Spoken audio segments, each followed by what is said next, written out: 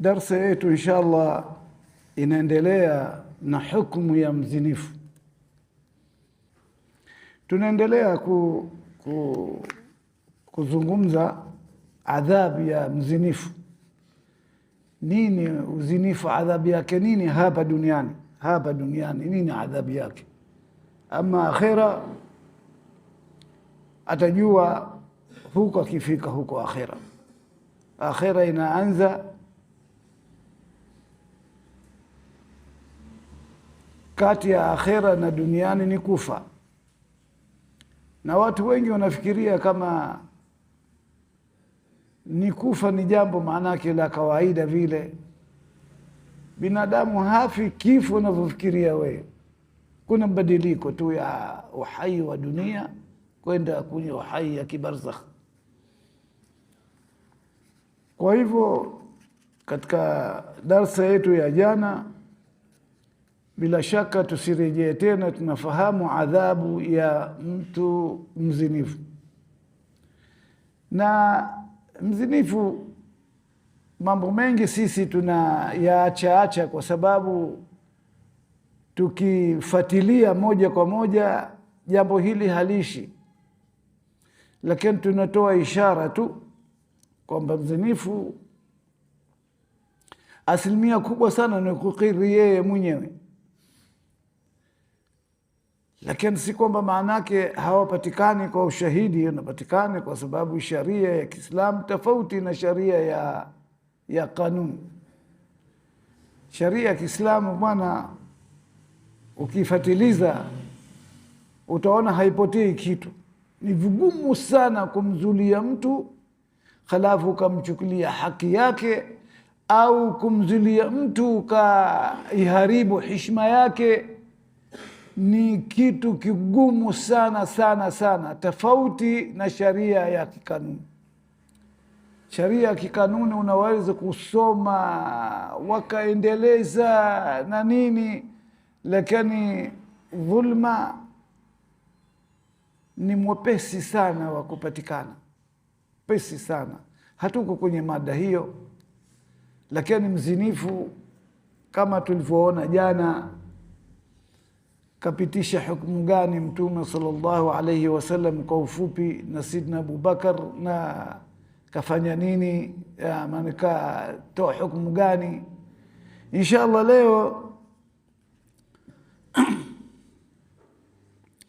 leo bado tunaendelea na hukumu ya mzinifu na hukumu ya yule qaumu Lut.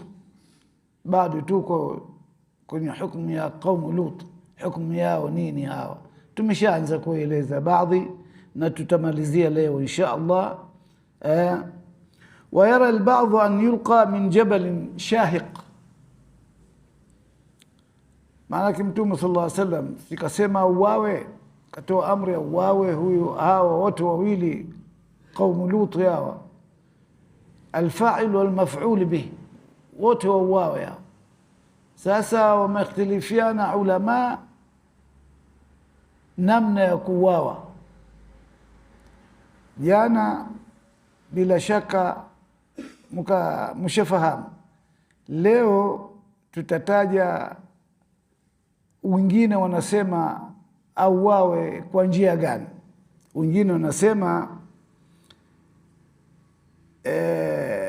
ayulqa min jabalin shahiq, asema anachukuliwa yule baada ya kupatikana ushahidi.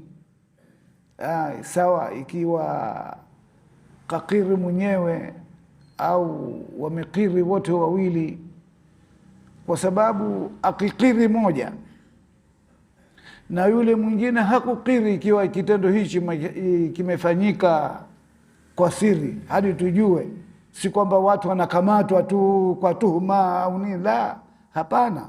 Gumu katika sheria ya Kiislamu vile vile. Kwa hivyo akikiri moja akataka hukumu, kama huyu Maaz bin Malik kama tuliofika nyuma. Sheikh Salim anasema katika Johar, qala an-nabiy idh aqarra Ma'izu afika shay'un min jununin ghamizu qala la lakinnani ata'tu taghira ma kuntu bihi sana'tu. Asema hadith refu, sisi tulifupisha tu, lakini huyu Maaz bin Malik kaja kwa Mtume sallallahu alaihi wasallam, kakiri mwenyewe. Mtume alijaribu kumkanushi, kumbia abadilike, mpaka ikafika hadi ya kuwa kawaleta Mtume sallallahu alaihi wasallam wataalamu kwa kucheki akili yake mzima au nini bas, lakini yeye kasiri pale pale kwamba yeye kitendo hichi kafanya na anataka hukumu ya duniani kabla ya kufika akhera. Tazama watu wanavyojua akhera, jinsi wanavyoogopa akhera. Sisi tunatazama maisha ya kidunia tu basi. Kwa hivyo wengine wanasema huyu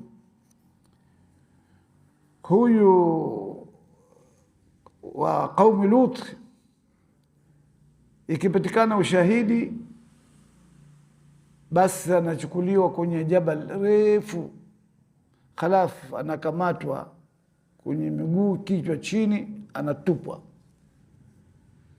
chini. Vipi pana usalama? Ikiwa hakuna jabal refu, basi itatafutwa jengo refu sana.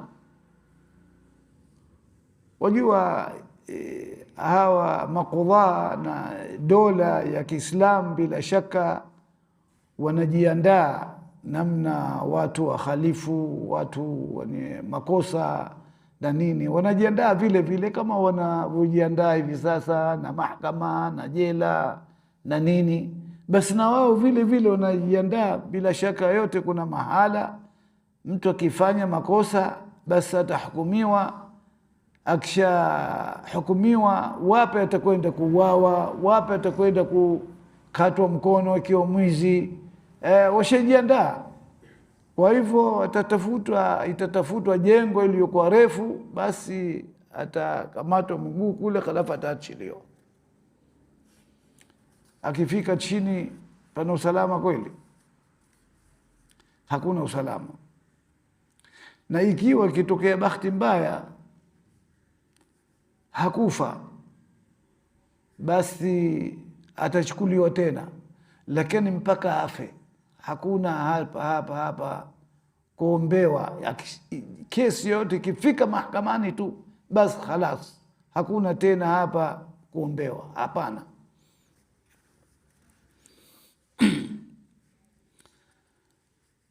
وقد استنبط هؤلاء حكمهم هذا من الطريقة التي أهلك الله بها قوم لوط.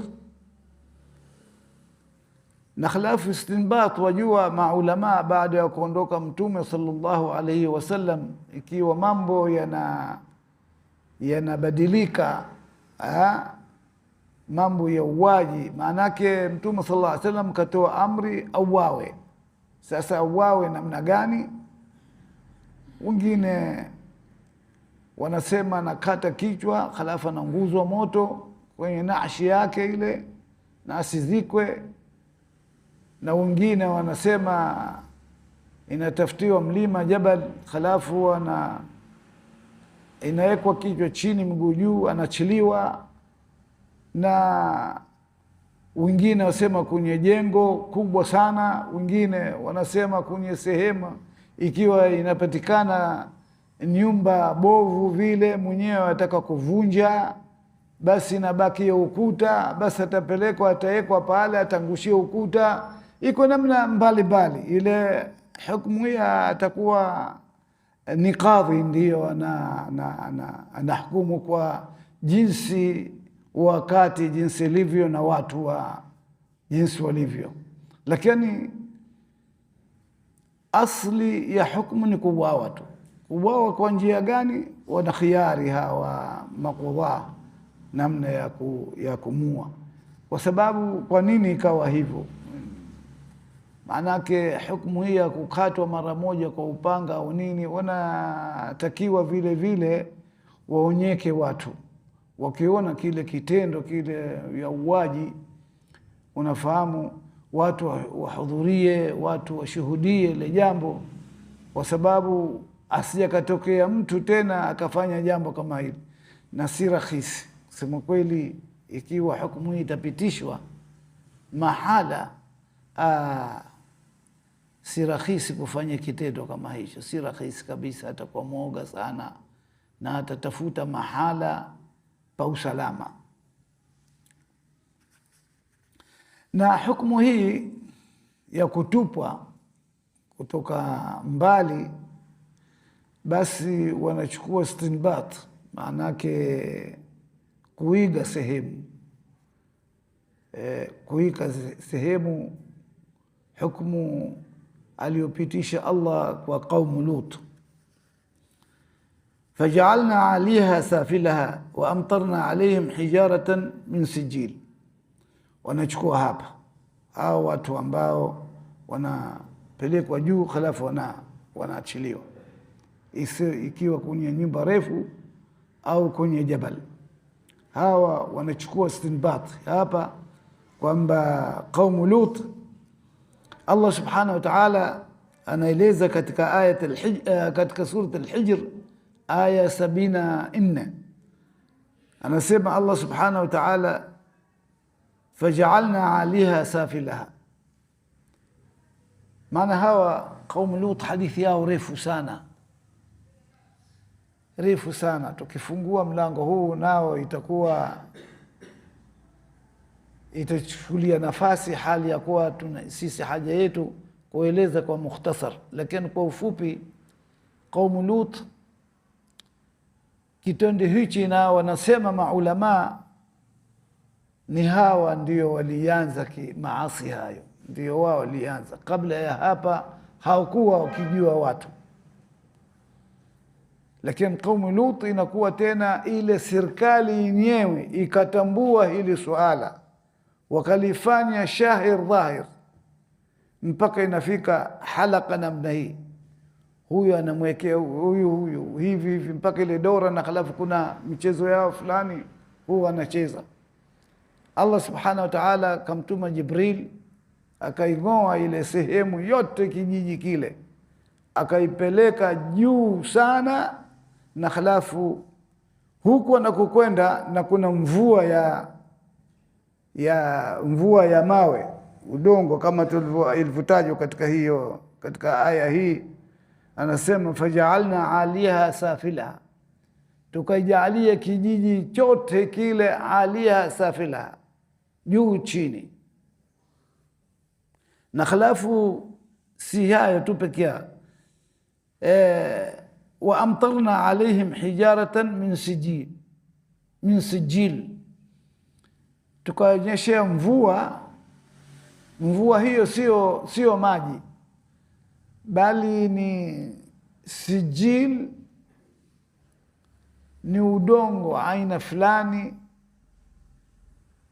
imepikwa au imepashwa kwenye moto wa Jahannam, inaunguza, haina mfano wake. Basi na kila mmoja akapata adabu kubwa sana kwa ile mawe ya moto, na halafu kupelekwa juu, na wakawe juu chini. Mpaka sasa hivi hadithi hii ni refu sana. Je, wamefika kwenye ardhi au watu hao wako juu bado au nini, au wanateremka pole pole? Hatujui, Allahu ya'lam. Kila alim, manake hakuna maelezo zaidi ya hayo katika Qur'an. Na Mtume sallallahu alayhi wasallam, yapo kuna ahadithi zingine ya Mtume sallallahu alayhi wasallam kueleza watu hawa. Basi maulama wamestanbit kutokana na kuuawa kwao hawa wanaifanya kitendo hichi, ni kupelekwa mahala juu khalafu wakaachiliwa. Lakini hasa lazima, hakuna njia yoyote, ni kuuawa tu. Ile kuuawa kwa aina mbalimbali, inategemea kadhi atawaua namna gani. Idhan aljamiu muttafiquna ala qatli, maulama wote wamefikiana kwamba watu hawa wa qaum Lut ni kuuawa tu, walakinahum faqad ikhtalafu fi alkayfiyya, lakini wamekhtalifiana kuuawa namna gani, kama hivi nilivyoeleza. Ama in kana almaf'ul bihi sabiyan fa innahu la yuqtal, ama ikiwa yule mwenye kutendewa ni mdogo hajabaligh, huyu hauawi. Lakini wa inma yu'addibuhu al-imam bima yastahiq, ila imam au qadhi atamtia adabu, hatamwachia. Maanake watoto huwa wanalelewa vile vile, na wanalelewa kufanya makosa, anafundishwa kwa ustaarabu, na ikiwa hakusikia anapigwa, kama tunavyosoma katika vitabu, pigwa aina gani. Lakini hatamwachilia. Kwa nini? Hatamweleza na nini na kila kitu. Ama ikiwa si kwa khiari, yule mtoto si kwa khiari, katizie nguvu ile, atasalimika.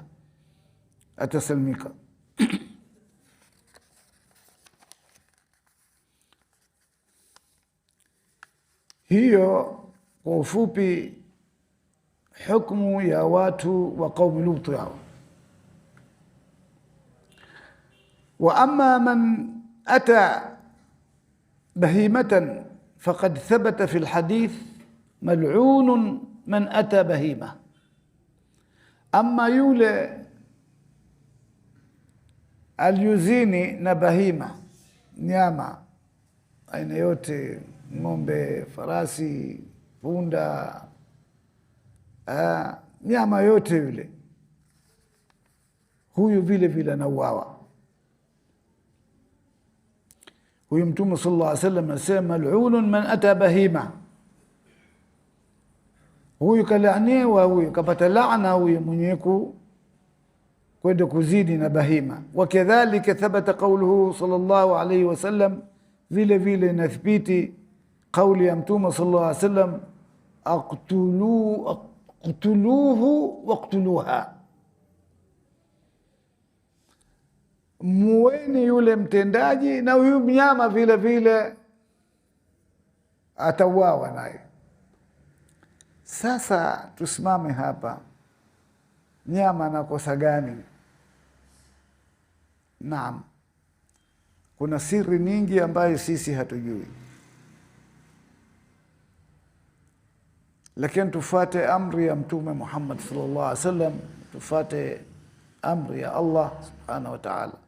Sasa yule mnyama, ikiwa mnyama wa kuliwa kama ng'ombe, mbuzi, ngamia,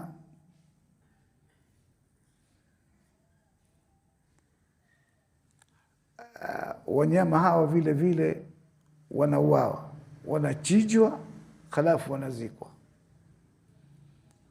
Kwa nini? Kuna athari kubwa sana. Manii ya mwanamume kwenda mahala kama kwenye nyama huyu, kuna madhara, wataalamu, kuna madhara makubwa, inaweza kuleta maradhi, balaa. Hiyo moja. Siku nyingine kuna wataalamu, sitaji mambo mengi kwa sababu alhirru takfihi alishara walhimar la yuhda illa bilasa, mungwana anatushika kwa ishara, lakini punda haendi ile kwa bakora. Kwa hivyo sisi tujisalimishe kwenye maelekezo ya Mtume sallallahu alaihi wasallam. Kuna mambo nyingine maulama wamegundua na mambo nyingine hawezi kugundua, lakini amri ya Mtume sallallahu alaihi wasallam, anauawa yule anayefanya hicho kitendo na mfanyiwa anauawa vile vile, na mnyama vile vile anauawa.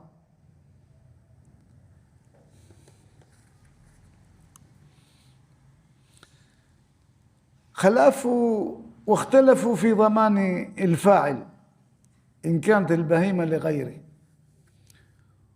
ومختلفيان علماء katika kulipa thamani ya yule mnyama, ikiwa ni mbuzi au ng'ombe. Wamختلفiana kwa sababu ikiwa si wake, ama ikiwa wake atajilipa vipi? Yeye mwenyewe mali yake, basi yeye kauawa na yule mnyama kauawa vile vile. Ama ikiwa mnyama ya mtu mwingine, lazima alipe thamani yake. Na maulama wengine wanasema inatosha hiyo hukumu tu, lakini kauli iliyokuwa na nguvu lazima alipe, kwa sababu na yule unamtia hasara. Kama tuseme mfano mchungaji wa mbuzi au ng'ombe akafanya kitendo kama hicho, basi lazima alipwe yule mwenye yule mnyama, lazima alipwe na yule mtendaji.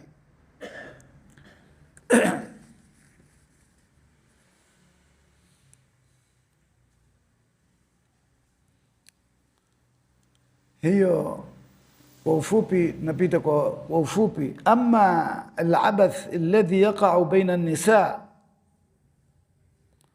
wal-ma'ruf bis-sihaq, ama kitendo kinachofanyika kati ya wanawake wenyewe kwa wenyewe na ijulikana kwa jina la sihaq.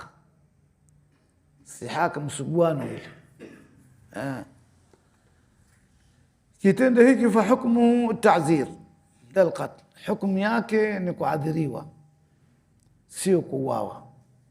Nikana hii swala ni kuadhiriwa, na ta'zira wakati mwingine inafikia, wakati mwingine afadhali kuuawa kuliko kuadhiriwa.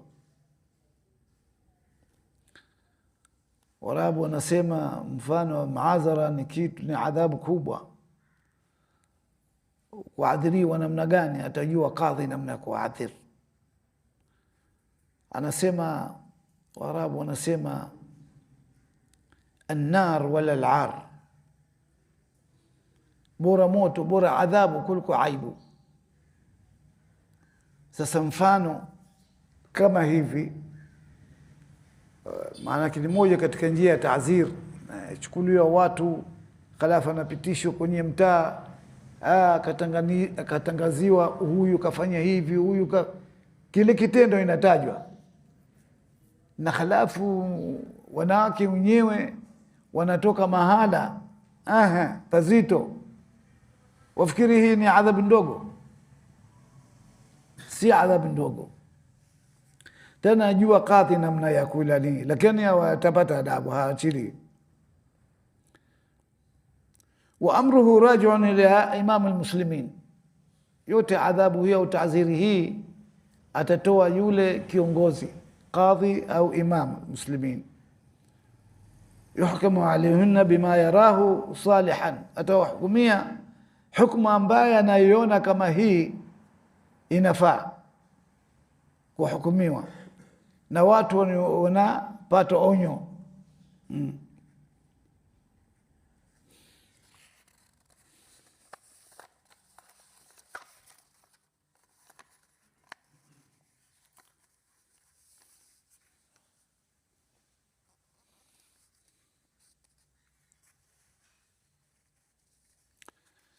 Sasa watazir naw'un min al-adab, kuadhiriwa ni moja katika adabu na katika adhabu vile vile.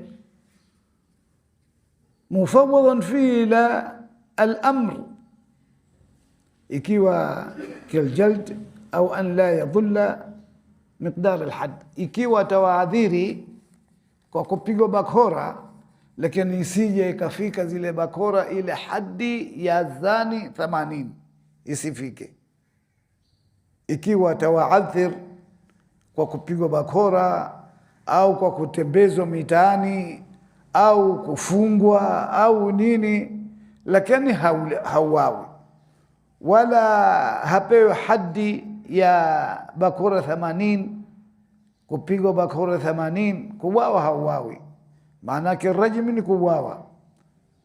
Na haya yote tuliyotaja njia ya kuuawa, lakini wale hauawi wote wawili, ikiwa maana kinakusudia mwanamke kwa mwanamke mwenzake.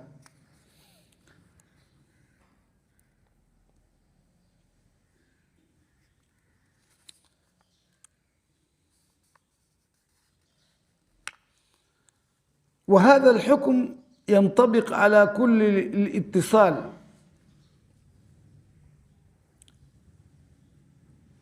لم يصل درجة المباشرة. na kuna hukumu nyingine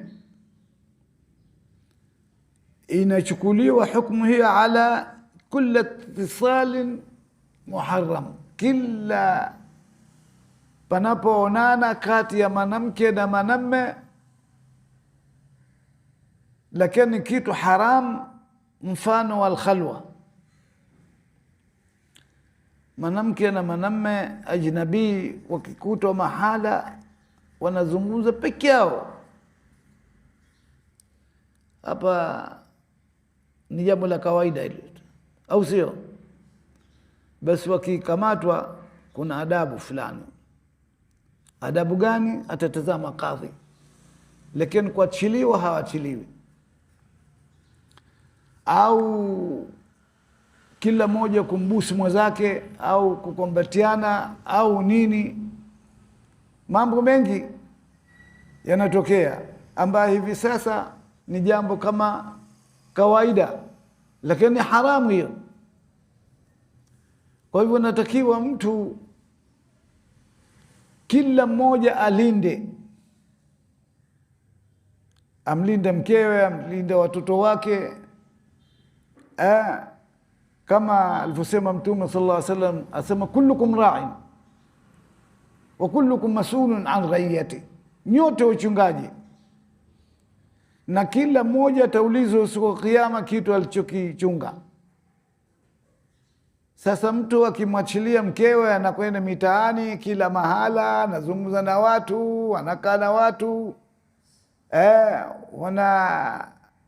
anamwachilia tu hivi kama kuku au mbuzi, basi asifikiri kama yule tu ndiye anapata dhambi, na mumewe anapata dhambi, babake anapata dhambi, ndugu zake anapata dhambi, wote wataingia katika mkumbo wa hatari sana.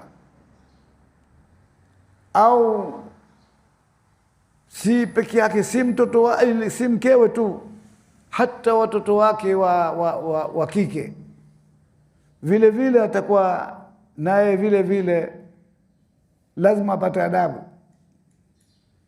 Ndio kwambeni jana, kama sharia ya Kiislamu ni sharia tahir kabisa, na laiti kama inahukumiwa sharia ya Kiislamu pahala, huwezi kukuta mambo ovyo ovyo kabisa hata siku moja.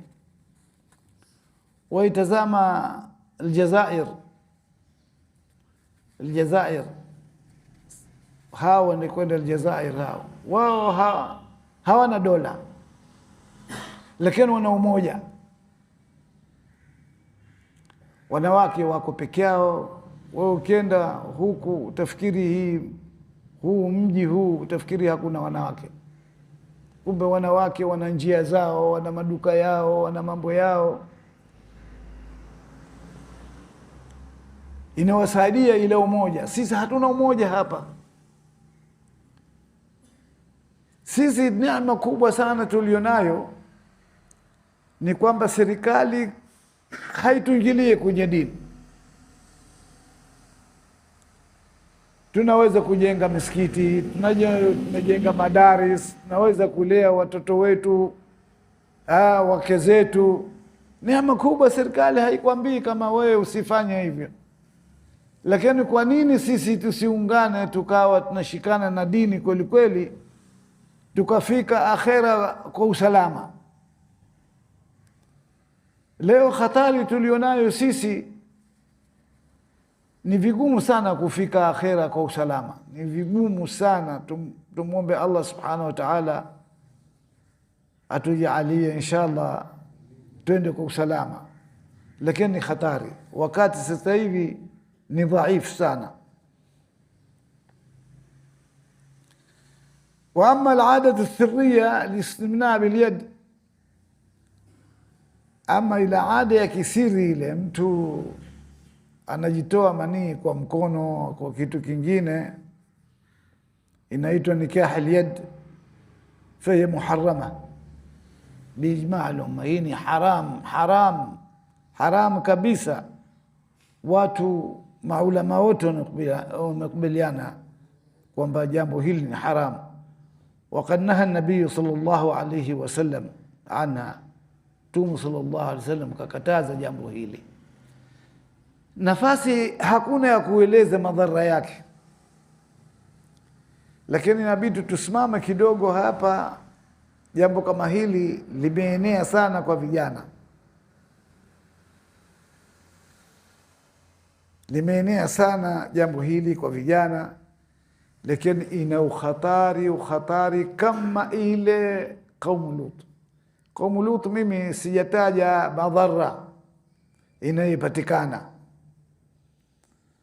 hatukutaja madhara hiyo, wala madhara ya zina vile vile hatukutaja madhara yake. Ile peke yake tu utaona wewe kama ni jambo la kawaida kumchukua mwanamke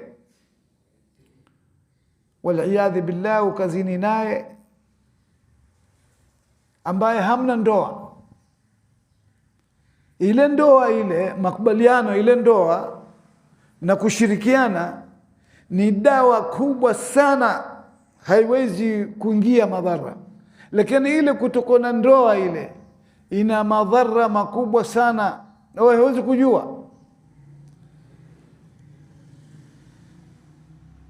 huwezi kujua, lakini na madhara makubwa sana. Na kitu hicho kati ya mwanamume kwa mwanamume vile vile ina madhara makubwa sana. Nikikulizeni madhara yake hapa itachukua muda mrefu. Na ile kusuguana ile mwanamke kwa mwanamke na madhara makubwa, na kujitoa ile manii na madhara makubwa. Ile kujitoa manii, akija akitubu, akija kioa, hamna usalama. Yale madhara yale, hamna usalama kati yake yeye na mkewe. Labda yule mke akawa anastahimili tu, tena ana njia. Lakini nikikuelezeni ngozi iliyopo hapa juu na ngozi ya mkono hii au kitu chochote, inaleta madhara, inasugua ile hisia, inaipeleka kwenye ubongo. Ni mambo adhimu tahufikiri. Kwa hivyo inshallah katika darasa yetu tutosheke na haya, na khalafu mtu ajaribu kuuliza wanayohusika madokta, ina madhara gani. Kuna madokta specialist wanaelewa na wanajua mambo haya. Kwa hivyo jaribuni mushirikiane nao na atakuelezeni madhara yake makubwa mno, lakini si madokta wote. Ulizeni madokta waliokuwa na takhassus na mambo haya. Madhara makubwa bila kiasi, na maisha yako ni maisha ya dhank, maisha mabaya sana kuishi kwako kwa haya vituko kama hiyo, au madhambi kama haya. Ni machafu kabisa, inaleta madhara. Usifikiri raha ile unaipata kwa dakika, madhara yake maisha yako. اللهم علمنا ما لم نعلم، فهمنا ما لم نفهم، إنك أنت العز وأنت الحكم، وأنت على كل شيء قدير. اللهم اهدنا بهداك واجعلنا ممن يسارع في رضاك، ولا تولنا وليا سواك يا رب العالمين. اللهم قو وحدتنا واجعل المحبة بيننا، وارزقنا من حيث نحتسب ومن حيث لا نحتسب، واجعل عاقبتنا خيرا مما نحن فيه. اللهم أعز الإسلام والمسلمين وذل الشرك والمشركين ودمر أعداءك أعداء الدين يا رب العالمين. سبحان ربك رب العزة عما يصفون وسلام على المرسلين والحمد لله رب العالمين.